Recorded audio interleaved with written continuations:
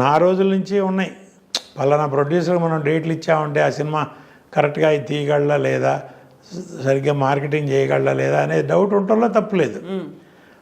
అది ఎవరి కెరీర్ వాళ్ళు చూసుకునే రోజుల్లో.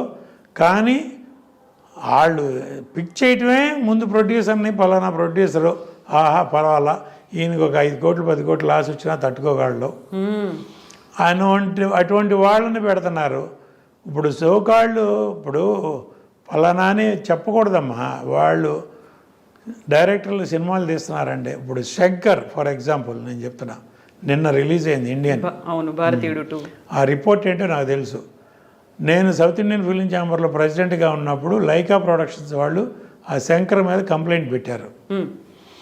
ఇది ఒక బడ్జెట్ మాకు రిటర్న్గా అగ్రిమెంట్ ఇచ్చి అనుకున్న బడ్జెట్ ఖర్చు అయిపోయింది, సినిమా 70% కూడా అవ్వలేదు, ఇంకా కంప్లీట్ చేయాలంటే నాకు కార్పొరేట్ పర్మిషన్ ఇస్తే కానీ నెక్స్ట్ షూటింగ్ ప్లాన్ చేయను అని కండిషన్ పెడితే ఆ ప్రొడ్యూసర్ లండన్ సుభాస్కర్ నాకు ఫోన్ చేసి ఇట్లా ఉంది ఏం చేయాలంటే మరి ఏం చేయమంటారన్న. మేము కంప్లైంట్ పంపిస్తాం మీరు టేకప్ చేయండి అన్నారు. చేశాను. వాళ్ళని పిలిపించాం, మాట్లాడాం. తర్వాత వాళ్ళు మళ్ళీ డైరెక్టర్తో గొడవ ఎందుకులే అని కాంప్రమైజ్ అయ్యి ఏదో ఒక బడ్జెట్ అనుకుని కంప్లీట్ చేసి ఆ అనుకున్న బడ్జెట్లో కూడా అవలా. తర్వాత 236 కోట్లు అగ్రిమెంటు, 230 తర్వాత ఇంకొక 150 కోట్లు ఎక్స్ట్రా ఇచ్చేదట్టు ఆ సినిమా కంప్లీట్ చేయడానికి. అది కూడా అయిన తర్వాత ఇప్పుడు 600 దాకా అయిందని అంటున్నారు. అది అంతవరకు నిజం, ఆ పెట్టిన నిర్మాతకు తెలియాలి, తీసిన దర్శకుడికి తెలియాలి. అలాంటి సినిమా 6 ఏళ్ళు పట్టిందమ్మా. 6 సంవత్సరాల సినిమా మొదలుపెట్టిన కాడి నుంచి లైకా ప్రొడక్షన్స్ కాబట్టి వాళ్ళు ఏదో లండన్ నుంచి డబ్బులు పంపిస్తున్నారు, ఇక్కడ ఎవరో ఎగ్జిక్యూటివ్ ప్రొడ్యూసర్లు సినిమా తీస్తున్నారు, శంకర్ ఇష్టం వచ్చినట్టు తీస్తున్నాడు.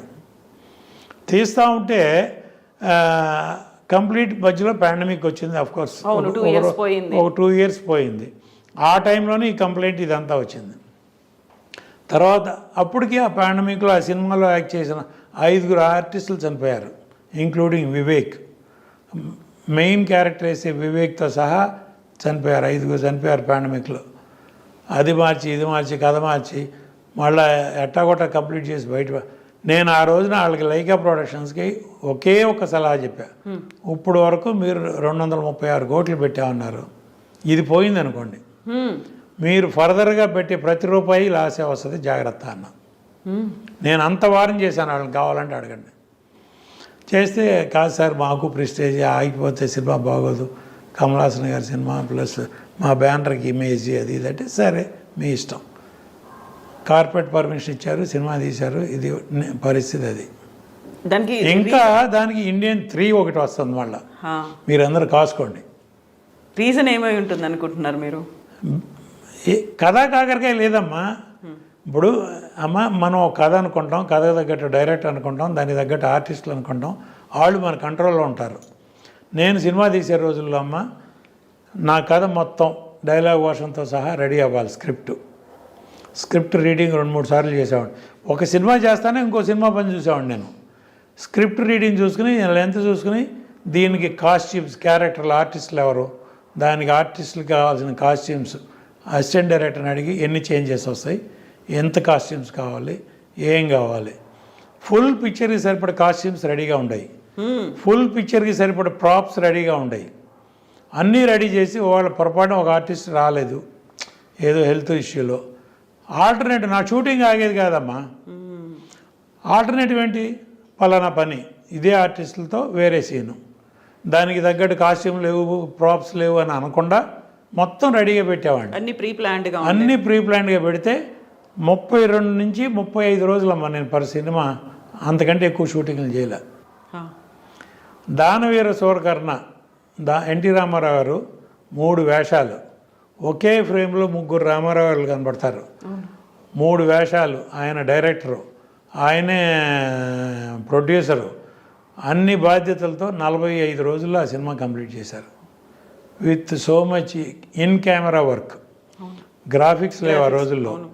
మిచెల్ కెమెరాలో 3 రామారావు గారు ఫ్రేమ్లో ఒకేసారి కనపడేవాళ్ళు. ఆ సినిమా 45 రోజుల్లో రామారావు గారు చేశారు. ఒక డెడికేషన్ అమ్మ. అదే ఇవాళ 6 సంవత్సరాలు కాదు 10 సంవత్సరాలు ఇవ్వండి ఎవరైనా తీయమని చూద్దాం. ఇంపాసిబుల్ అనమాట అంటే ఒక రకంగా మాట్లాడితే టెక్నికల్గా పెరిగిపోయింది, ఇండస్ట్రీ పెరిగిపోయింది, టెక్నాలజీ పెరిగిపోయింది. మీ కథలు పెరగలేదు కదమ్మా. అమ్మే, నాన్నే కదా, మీకు అయ్యే కథలు కదా. ఎట్టా చెప్తారో ద వే ఆఫ్ టెల్లింగ్. మీరు 100 కోట్లు రిస్క్ చేసి ఆ 100 వస్తాయా రావా అని భయపడే బదులు 10 కోట్లు 10 సినిమాలు తీయండి. 10లో 5 సినిమాలు పోయినా 5 సినిమాలు మనం కాపాడతాయి. ఇట్లాంటి ఒక్క సినిమా పోతే మన గతేమాను. లైకా వాళ్ళు కాబట్టి తట్టుకున్నారమ్మా. అదే ఇంకొకటైతే ఈ మధ్య కాలంలో హైదరాబాద్కి సంబంధించి చిన్న చిత్రాలు లేవు, సింగిల్ స్క్రీన్స్లో మేము ఏం ప్రదర్శించుకోవట్లో తెలియట్లేదు, అందుకని మేము కొన్ని రోజులు బంద్ ఇస్తున్నాము, సింగిల్ స్క్రీన్ థియేటర్లు కొన్ని రోజులు పనిచేయవు అన్నారు. ఇదే రీజన్ అదే చెప్తున్నానమ్మా. ఇప్పుడు పెద్ద పెద్ద సినిమాలు డిస్ట్రిబ్యూటర్లు కూడా కొంటలేదని చెప్పి అంటారు. చిన్న సినిమాలు ఇప్పుడు తమిళ్ మలయాళంలో చిన్న సినిమాలమ్మా 10 కోట్లలో తీసిన సినిమా 200 కోట్లు కలెక్ట్ చేస్తాను. ఆ మాత్రం తెలివితేటలు క్రియేటర్స్ మన దగ్గర లేరా? ఒకే డైరెక్టర్లో 10 మంది డైరెక్టర్ల మీదే పడాలా మనం? ఎవరికి ఒక హిట్ వస్తే ఆడ వెనకాల 10 మంది పడతారు. ఆడ అంతకుముందు ఒక ఫ్లాప్ తీసి ఉండొచ్చు, 2 ఫ్లాపులు తీసి ఉండొచ్చు. ఒక హిట్ రాగానే 10 మంది ప్రొడ్యూసర్లు వెళ్తారు. ఒక హీరోకి ఒక హిట్ రాగానే 10 మంది బాబు అందరూ బాబులే. ఇప్పుడు ఎక్కడి నుంచి ఎవరు డబ్బులు? ఎగ్జిబిటర్ థియేటర్ ఫీడింగ్ కోసం అడ్వాన్స్ ఇస్తాడమ్మా. వీళ్ళందరి దగ్గర అడ్వాన్స్లు తీసుకెళ్ళి డిస్ట్రిబ్యూటర్ ప్రొడ్యూసర్కి ఇస్తాడమ్మా. ప్రొడ్యూసర్ తీసుకెళ్ళి హీరోకి, ప్రొడ్యూసర్కి, ఆర్టిస్టులకి, టెక్నీషియన్స్కి ఇస్తాడు. అల్టిమేట్గా బెనిఫిట్ పొందేది వాళ్ళు, నష్టపోయేది వీళ్ళు. Producer, distributor, exhibitor.